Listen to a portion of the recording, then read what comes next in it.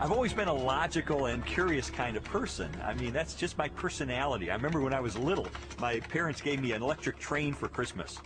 And then a couple hours later, my dad finds me in the garage, and I'm throwing the locomotive against the cement floor, trying to break it open. He said, "What are you doing?" And I said, "Well, I'm just trying to figure out how it works." I mean, my parents, because of all the why questions I would ask, finally went out and said, "Here," and they bought me an encyclopedia and said, "Look, the answers are in there. Go look for them. Go find them yourself." I mean, that's just the way I was. And so I guess it's natural that I would become a journalist. Because journalists are looking for facts, they're looking for evidence, they're looking for data, they're looking for something that they can publish in the paper and have confidence it is true. Lee Strobel earned a Master of Studies in Law degree from Yale Law School and is the former legal editor of the Chicago Tribune. He is the best-selling author of several books that explore the evidence for the Christian faith.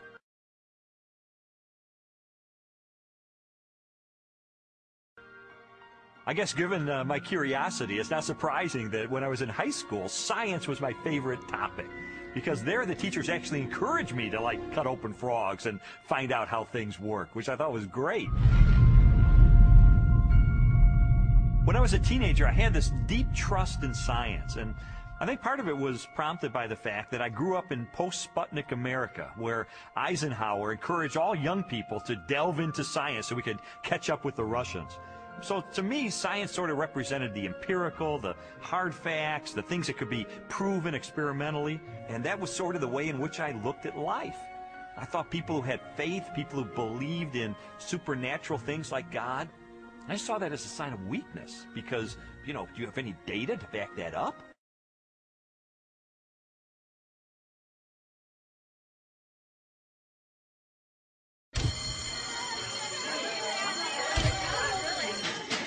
In the autumn of 1966, Strobel's interest in science led to a life-changing decision. I can take you back to the exact spot where I was sitting. It was in the third floor, overlooking the asphalt parking lot. I was in the second row, the third chair from the front, when my biology teacher recounted in great detail this experiment that had been conducted in the early 1950s at the University of Chicago. This experiment that impressed Strobel so deeply was one of the most famous in the history of science. In 1953, Stanley Miller, a graduate chemistry student, tried to demonstrate how life first emerged on Earth.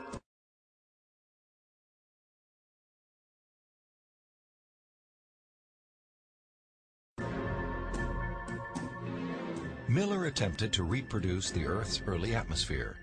He pumped hydrogen, methane, ammonia, and a small amount of water vapor into a maze of glassware. Then sparked the gases with electrical discharges to simulate lightning. After 5 days, he discovered what he had hoped for: a few simple amino acids, the basic building blocks of living organisms, had collected in the dark residue at the bottom of the glass. Many hailed Miller's experiment as proof that essential components of life could have formed in the oceans of the Earth billions of years ago.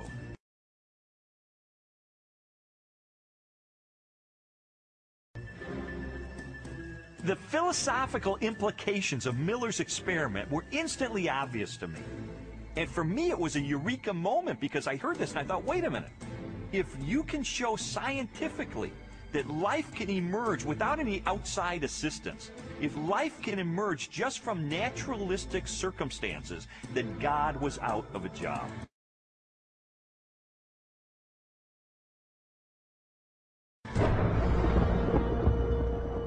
From there, the acceptance of Darwinian evolution, and full-blown atheism for that matter, was pretty easy.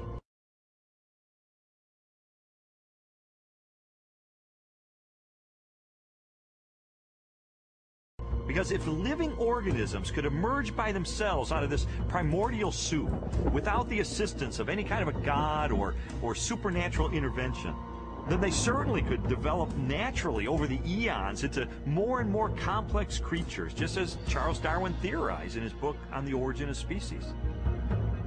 As Strobel embraced Darwinism and its atheistic implications,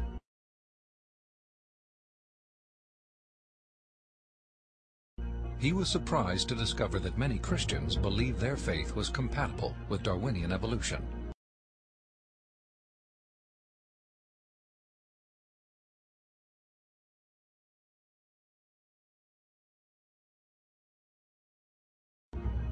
There's no way you can harmonize neo-Darwinism with Christianity.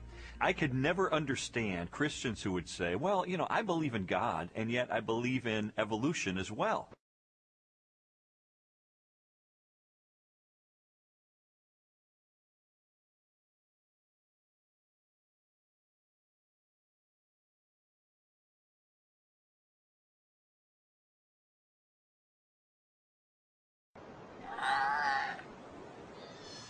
You see, Darwin's ideas about the development of life led to his theory that modern science now generally defines as an undirected process, completely devoid of any purpose or plan.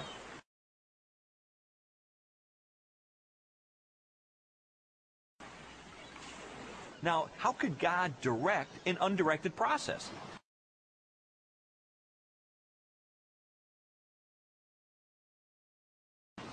How could God have purpose and a plan behind a system that has no plan and no purpose?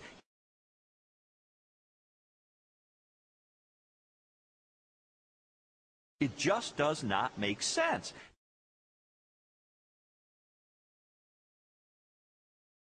Didn't make sense to me in 1966, and it doesn't make sense to me now. In 1972, Lee Strobel married Leslie Hurdler. 5 years later, Leslie, an agnostic, became a Christian. And I thought, this is divorce. This is going to be the end of our marriage. But all the negative things I expected to happen in her as a result of her newfound faith, they didn't happen. And instead, I saw positive changes in her values and her character and the way she related to me and the children. And I thought, wait a minute. She is attributing this to God. And I don't believe God exists. And so that was the main thing that prompted me to say, maybe I need to really investigate this and get to the bottom of this and determine, is there really any rational way I could ever believe that this kind of a God really exists and really causes this kind of transformation in a human being?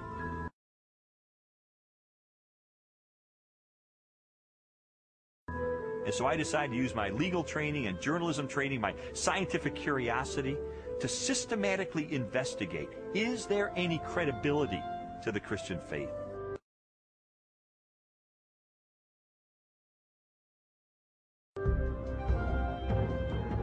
Because science had played such an instrumental role in his turn to atheism,